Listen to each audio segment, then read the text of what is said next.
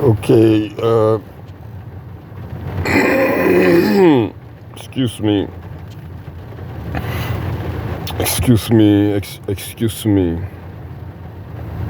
So we are on the air. Okay, thank you for that.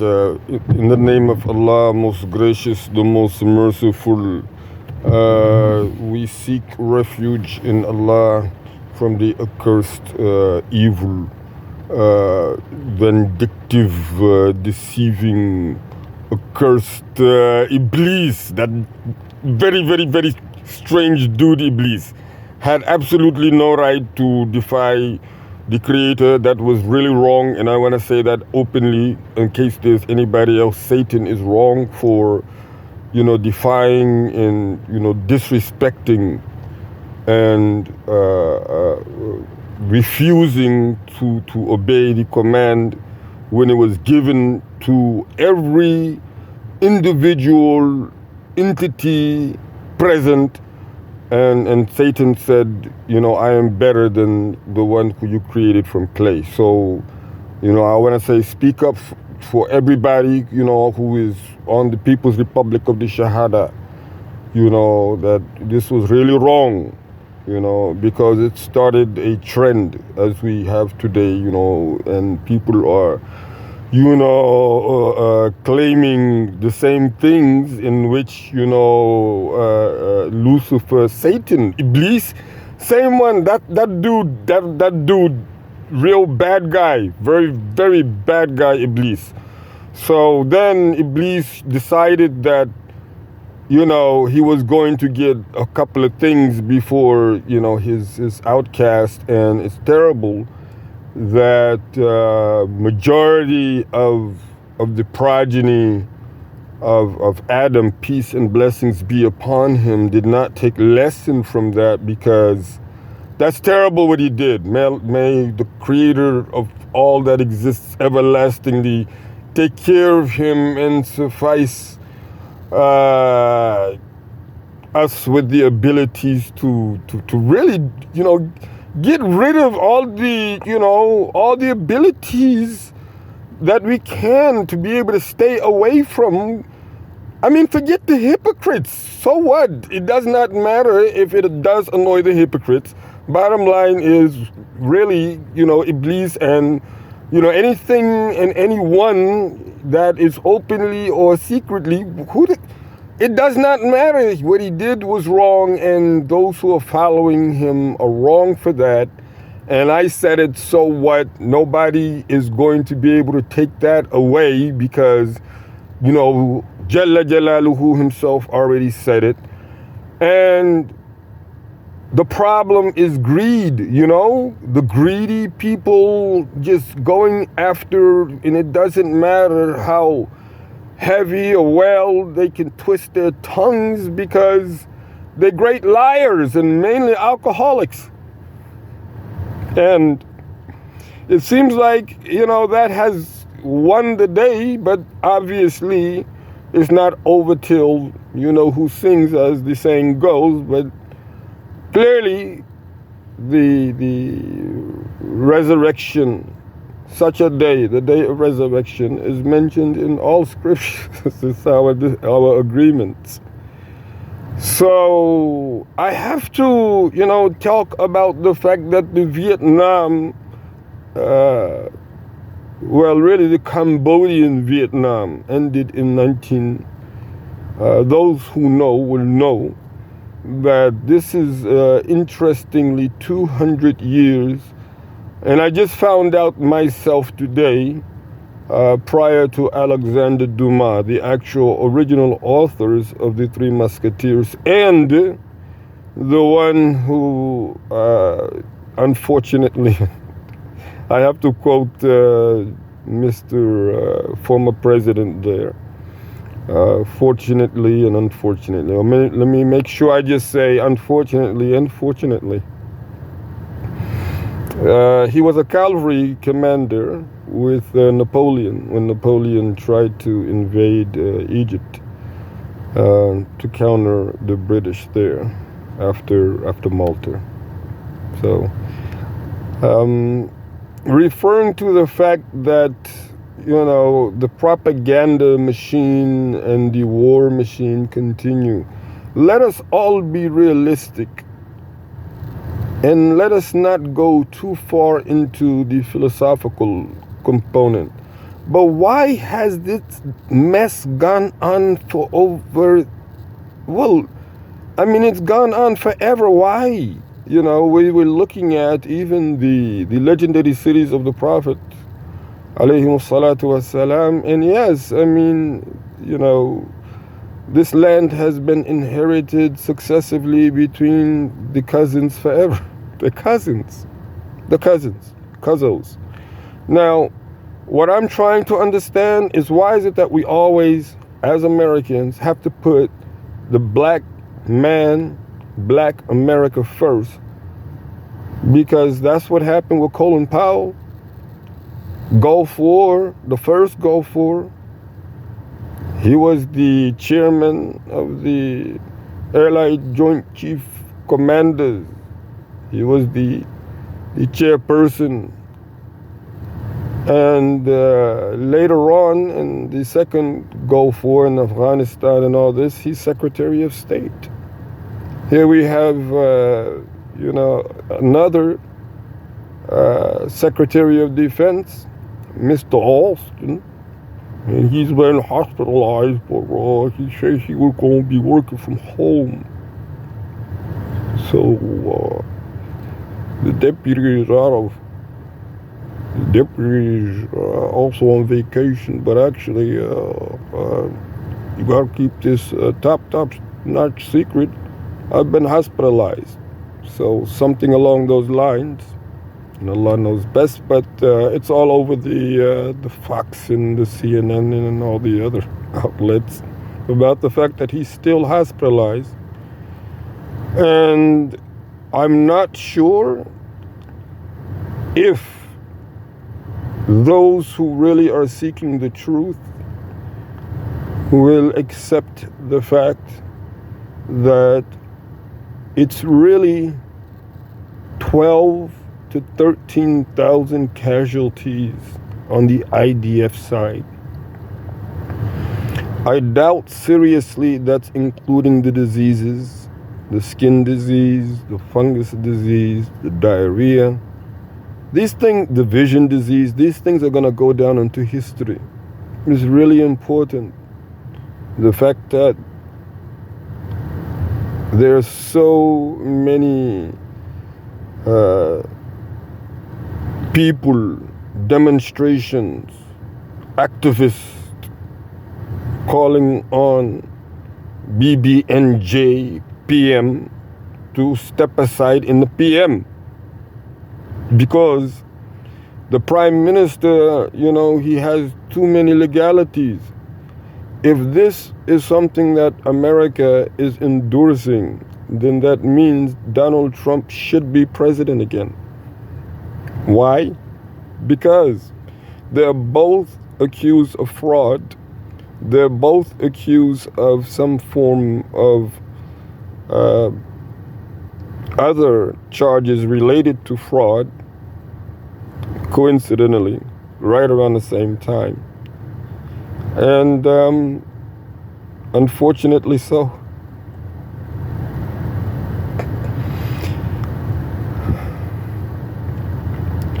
Unfortunately so, they are both facing demonstrations, re-elections. They cannot get out of the news.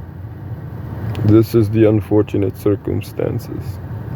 They have the high courts looking into their affairs. It's very sad. There's an exception, there's a red line between the two. And of course, remembering as far back as Ronald Reagan, not Ronald Reagan necessarily, I was very young, yours truly does remember the commercials as much as we could seek.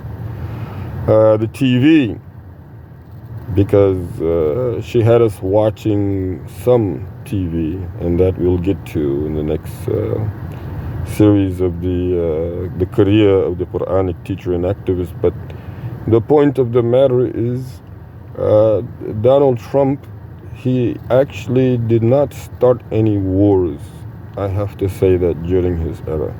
However, this other gentleman here, BB&J, yep, he's involved in one right now. And if he just stops the bombing itself, if he just calls off the air campaign, that will already signal ceasefire. That's what he really needs to do. I mean, we saw what your force can do. Thank you very, very, very much. All IDF spokesperson, we see how, really hardworking you are. Just, spin it around. Yes, well done, well done. We see the, I don't want to call them by, they are, I guess they can be considered as dancers, IDF dancers. Well done, good job. Those who are also sending all the prayers. Yes, Israel has felt it. Yep. Thank you very much. Well done for all the prayers. Thank you very much for that. And the well wishers. Yep, Israel appreciates you there too. But yeah, just stop the bombing. Stop the bombing, and all of that did not release any of the hostages other than they are bereaved. So that should be all indication, and I don't want to hear or repeat or have anyone consider IDF, because IDF, 3 hostages waving a white flag, not having anything on, and you're talking about possibly wearing explosives. Where would they be wearing the explosives? And if it happened to be one, then that's one story. But you mean to tell me they're speaking Hebrew and everything? 1, 2, and 3. Do you know how loud a voice? Do you know that the voice is the strongest vocal? It's the strongest instrument in music today. And it's always been that way. That's interesting.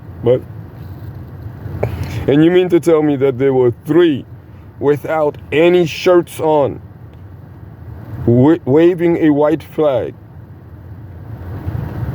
and they actually had, claimingly so, blood written on the walls that in Hebrew that they were 3 escapees, and they happened to cross over a dead dog. They didn't think to get the dead dog's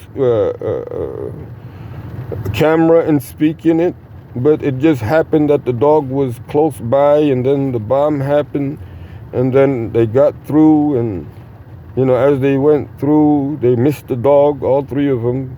But it's good that Puru got through. I like the dog that the prisoner release showed, a little poodle being released with its master. So that was real nice. I think it was white. Cats and dogs, yeah, part of the Khalil Brigade. No, it's actually Latifi Brigade. So sorry for that misunderstanding. Anyhow, you're not able to see the writings on the wall. You're not able to understand that these are who they are. Despite all of that, you continue with your bombings and with your force. But then you look at the amount of journalists. Journalists are the voice of democracy. They keep the balance going on. People understand what is happening, and IDF killed over 100 journalists. And their families. This is the problem. And in certain cases, they hit them twice to make sure they were dead. It is, at some point, you have to call this a war crime at some point. Imagine if that is what was happening and what you did at the graveyards. Why did you have to go to the graveyard and dig up people and mutilate them also? That's horrible. That is so bad idea, really bad idea. Very, very, very bad. The problem is that so many of the stories reported regarding October 7th are now finally coming out as being fabricated. And we told you not to do it, IDF. We said do not go on the basis of this. Let me tell you about 9/11. 9/11 is still somewhat on the down low. There's going to be another 30 years. After 30 years, the real truth about 9/11 is going to come out. By then, everybody who was really involved is going to be gone.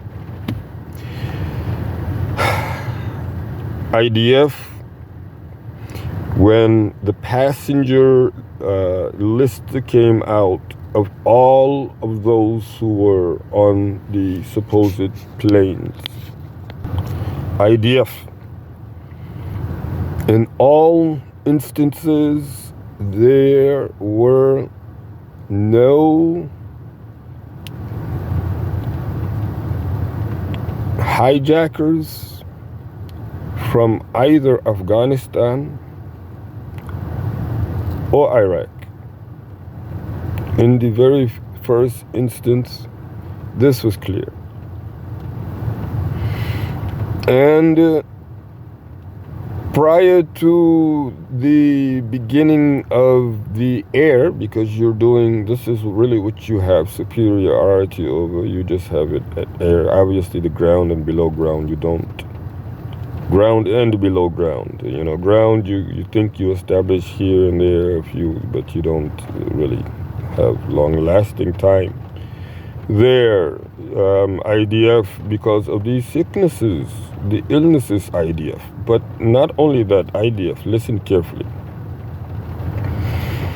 IDF 9/11,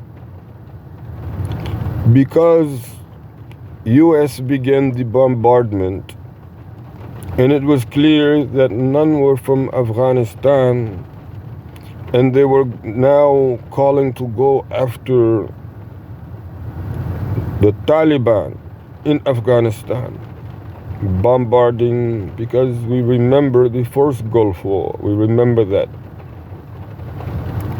And we said opposite, because it is incorrect that is attempted by any aggressor, because the art of war also, since you all understand the art of war, you should know that force is the last resort, absolute last resort.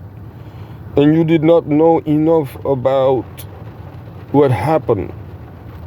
Majority of IDF don't know really what happened, because even for October 7th, you have the fact that there was the Hannibal Code applied.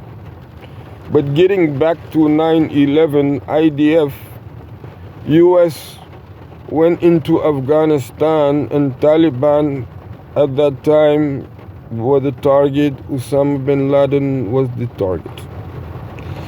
IDF, listen very carefully. I'm mentioning and making clear reference to IDF. I'm Israel, and IDF, listen very, very carefully. I'm mentioning your name so that you will listen really, really, really carefully. Okay?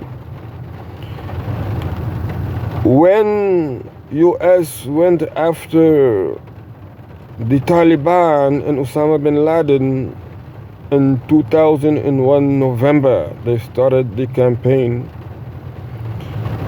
The Taliban were fighting Northern Alliance. Northern Alliance still considered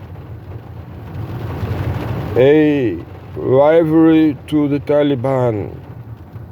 And those who don't believe anything I'm saying, look it up.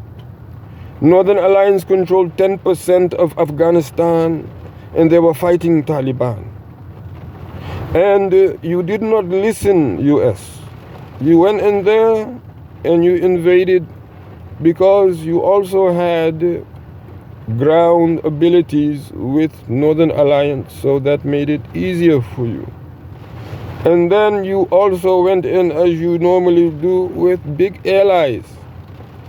And you did that thing. And you kept it up.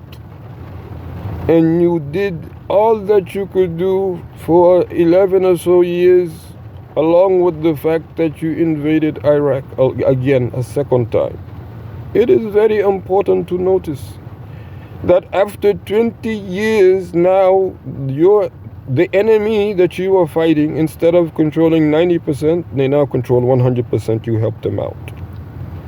The second thing is that they outdid you by enabling you to leave so many resources behind, despite how much you thought you could blow up. They took advantage of your strength. Strategically, they won. Diplomatically is where they began winning. IDF, unfortunately, is too far behind on the global scale. In 2 months, no one else is helping them, other physically and emotionally or morally and spiritually, or all these things. They don't count and rely on anyone more than how they count on the United States. Because Joe Biden's about to win the election again. We have to wait and see. Because data will drive the decisions. And they believe so much in such data. But today's currency, a very strong one outperforming the dollar, is the Afghani currency. They call it the Islamic Emirat of Afghanistan, and it's important to know. Look how life is so superficial. So take a lesson. That's why you were told earlier to take a lesson from that.